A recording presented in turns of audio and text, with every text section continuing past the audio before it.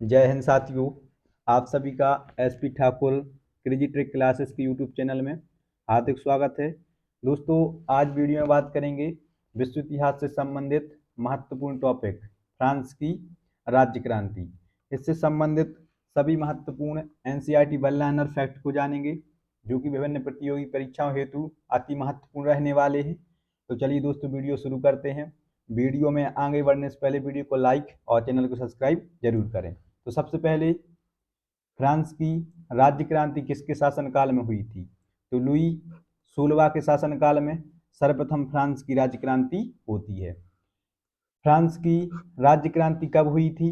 तो 14 जुलाई 1789 को फ्रांस की राज्य क्रांति हुई थी।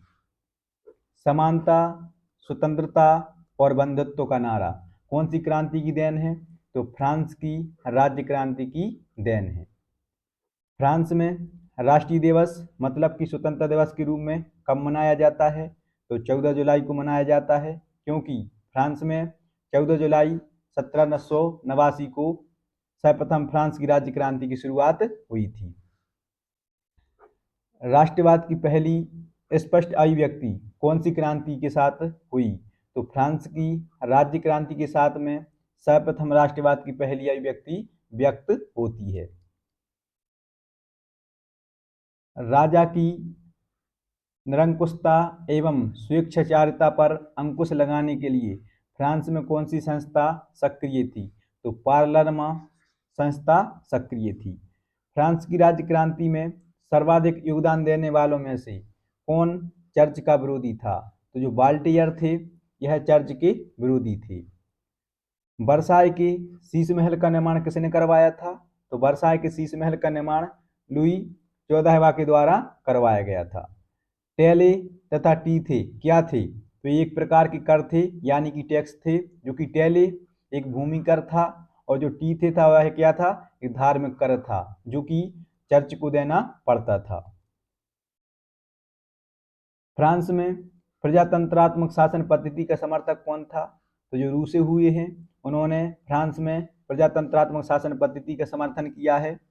इसके बाद मैं ही राज्य हूँ और मेरे ही शब्द ही कानून है, यह कथन किसका है? तो लुई 14वां का यह कथन है कि मैं ही राज्य हूँ और मेरे ही शब्द ही कानून है। 100 चूहों की अपेक्षा एक सिंह का शासन उत्तम है, यह कथन किसका है? तो यह कथन बाल्टियर का है। फ्रांस की राज्य क्रांति के समय फ्रांस की मुद्रा क्या थी? तो लिब्रे थी। कानून की आत्मा मतलब कि द स्पिरिट ऑफ लॉ, जिसमें सरकार के तीनों अंगों कौन कौन से? कार्यपालिका, विधायिका और न्यायपालिका को अलग अलग रखने के विषय में बताकर शक्ति पृथक्करण सिद्धांत का पोषण किया है। तो यह रचना किसकी है? कौन सी? कानून की आत्मा मतलब कि जिसमें सरकार के तीनों पक्षों को बताया गया है। तो यह रचना किसकी है? मॉन्टेस्क्यू की यह रचना है। इसके बाद फ्रांस की क्रांति का सबसे महत्वपूर्ण नारा समानता था, जिसे समाज के कौन से वर्ग ने आगाज किया था? तो मध्यम वर्ग ने आगाज किया था। 18वीं शताब्दी में फ्रांसीसी समाज कितनी श्रेणियों में बटा हुआ था?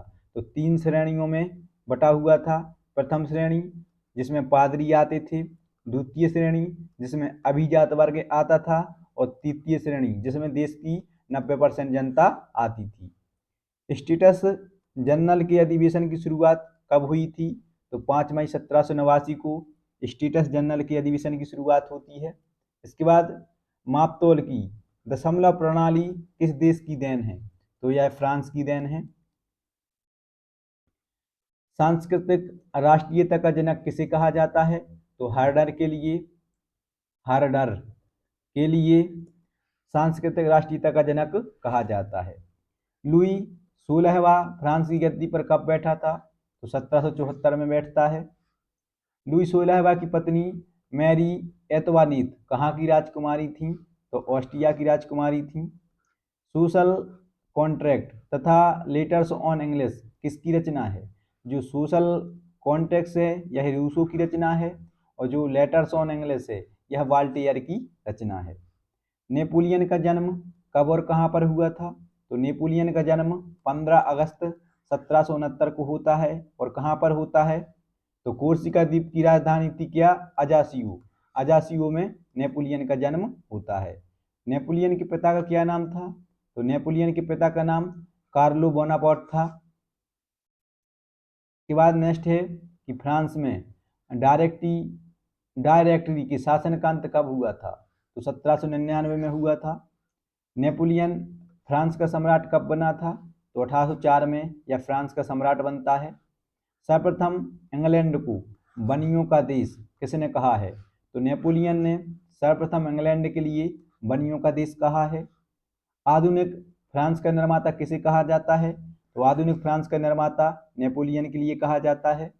नील नदी के युद्ध में 1798 में नेपोलियन को बुरी तरह परास्त किसने किया था? तो जो इंग्लैंड का नेल्सन था, इसने नेपोलियन को नील नदी के युद्ध में 1798 में बहुत ही बुरी तरीके से पराजित किया था।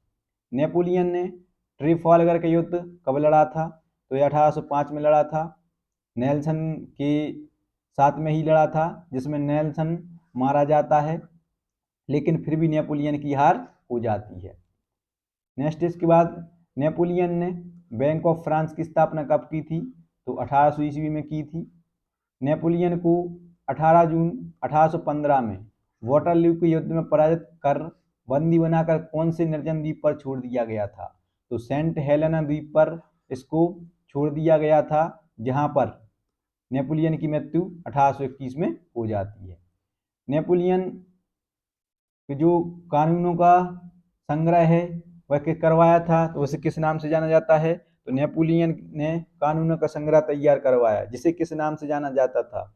तो नेपोलियन का कोड के नाम से जाना जाता था। तो दोस्तों, ये थे भारतीय इतिहास विश्व इतिहास से संबंधित फ्रांस की राज्य क्रांति के one liner NCERT fact. I hope, मैं आशा करता हूं कि आप सभी के लिए जानकारी अच्छी लगी होगी। अगर आप सभी के लिए जानकारी अच्छी लगी हो, वीडियो को लाइक और चैनल को सब्सक्राइब कीजिएगा। मिलते हैं आप सभी को नेक्स्ट वीडियो में। तब तक आप सभी के लिए जय हिंद।